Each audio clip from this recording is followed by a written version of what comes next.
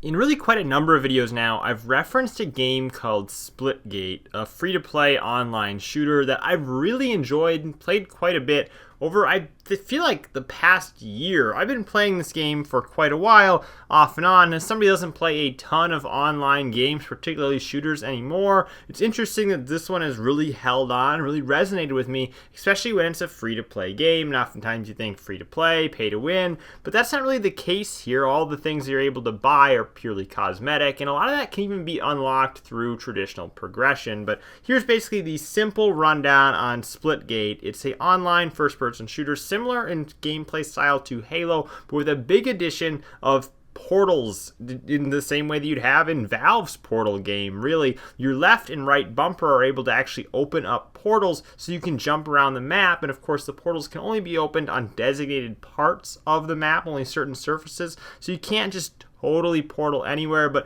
they do give you a lot of flexibility in where those portal textures are that you're able to use in order to move throughout the map. And of course, this makes the game be extremely fast-paced and adds a whole level of strategy you wouldn't see in a traditional shooter, because it makes it be very possible to sneak up behind somebody in an instant by just dropping some portals and moving around that way. Now, I do find there are matches where I'll use the portal very little. I'll just kind of get into a traditional just FPS feel where I'm running in, gunning, and dying ultimately.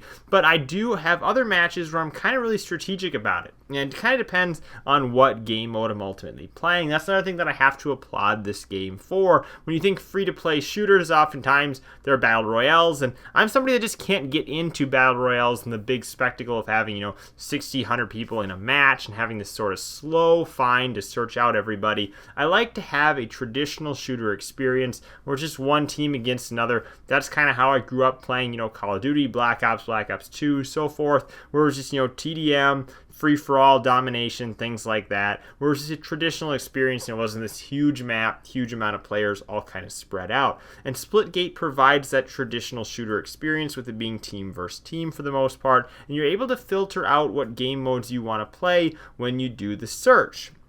There's like 9 different categories of playlists you can pick from. Each one has a few different game modes in, except for Team Deathmatch, which is its own playlist in its own right. And there are just tons of different rule sets you can have, like Fiesta, like you have in Halo, where it's going to give you a different weapon every single time. Now, one of the most exciting things, at least I found as a casual gamer these days, about this game is the fact that there are no loadouts and there is no accessory upgrades. There is no add-on upgrades. There is, no different barrels you can get, no different silencers you can get. You can't make a custom loadout, which on face value sounds like a problem, but as somebody that, again, plays more casually, I don't want to be chasing after people that have really overpowered loadouts.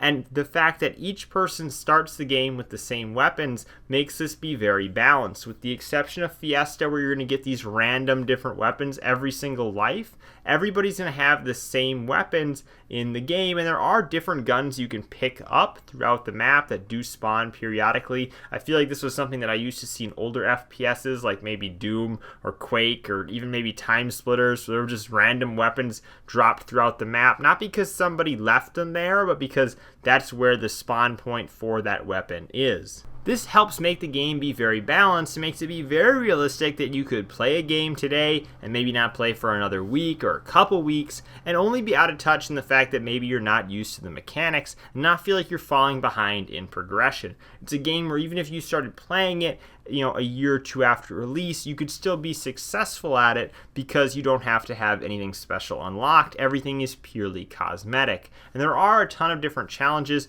be it daily challenges, weekly challenges, I think season-long challenges, like you'd have in a typical, free-to-play FPS. Of course, the game has a battle pass as well. Again, those are going to be cosmetic unlocks that come with the battle pass. I haven't spent any money on this game, and I've really enjoyed what I've gotten out of it. And if you do look at the Steam charts and you look at the player numbers are not great. And that's part of why I'm making this video. And it's not like I have a hard time finding games in Splitgate, and I think that the second season has really stepped things up. The second season is a big improvement, in my opinion, over the first season in just the overall UI and the usability, the graphics, just the look of the game, I feel like has improved here in the second season. But the player numbers on Steam are not great. However, we don't know what the player numbers are on consoles. This game is out on Xbox and PlayStation. It's not on Switch, but you had 2 more platforms there where people could be playing, and it feels like maybe that's where the bulk of the players are. Of course, I'm part of that Xbox player count, but not a lot of people are playing this on Steam, which is a little bit concerning. But again, it's cross-platform, and because of that, I can find a game in a relative amount of time. But it would be nice to have this kind of perception that the game is dying or that the player base is shrinking pulled back from the game, because it's things like that that make me nervous to put a lot of time into a game, playing a game, improving at it, when ultimately, when it's an online game like this, the rug could just be pulled out from underneath you and it could end at any time. But I feel like hopefully those console numbers are pretty good, because again, the wait times are not that severe so long as you're searching for a few different playlists.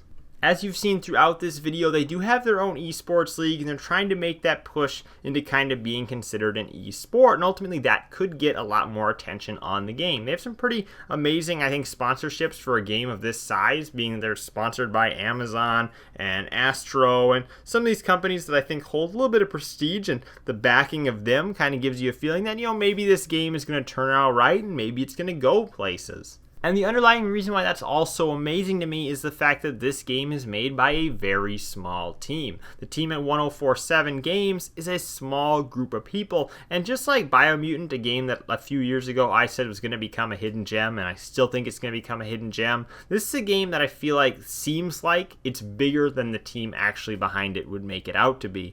Biomutant, it was a full $60 release game made by like less than 20 people, and you kind of got the same thing going here. Of course, it's not a full retail release, and there's probably plenty of smaller sort of free-to-play games, probably typically on your phone app store, that are made by small groups of people, but this one just feels like it's a little bit larger budget than it actually is. And the great thing about having a small team behind the game is you can actually go on, the social media pages, I'd say Reddit, for example, on r/Splitgate, and you can actually get devs and people on the team to actually be responding to people in those threads, which is something that you would never see with a larger game unless it was just a dedicated community person. And that's something that's really unique about being a part of a small community in a game like this. So I would recommend you guys check it out. Obviously, you have nothing to lose, and you can't go wrong by trying out a free-to-play game. Thank you guys for watching. I'm Bailey, and I will see you in the next video.